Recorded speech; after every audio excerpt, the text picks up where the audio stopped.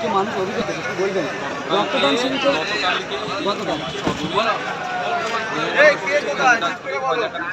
এখানে নয়, বিভিন্ন জায়গাতেও জাগলগাছি অঞ্চলেও আমাদের যেখানে রক্তদান সভা সেখানে গিয়ে বিস্তার করেছে, মারধর করেছে, চেষ্টা করেছে এই ধরনের সামাজিক কাজগুলো উন্নত করা।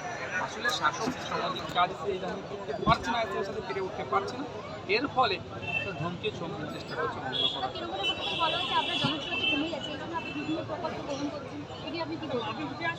তৃণমূল কিন্তু আমাকে অ্যাটাক করবে। আমি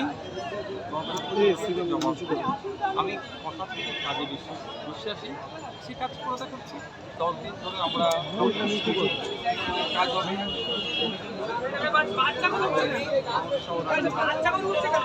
আপনি বক্তব্যের মধ্যে বলছিলেন ব্যাহতা এবং বামনঘাটাতে একাধিক ওয়েটল্যান্ড বুঝিয়ে শাসক বা পুলিশের একাধিক মদত হচ্ছে।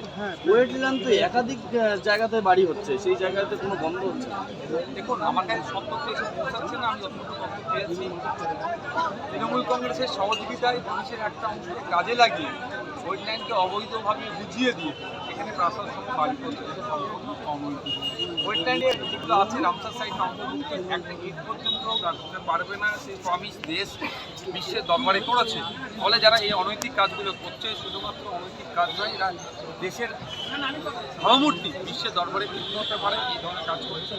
সুতরাং এদের বিরুদ্ধে আমি যেমন আইনত ব্যবস্থা গ্রহণের জন্য বলেছিলাম, বিধানসভায় মন্ত্রীকে বলেছিলাম।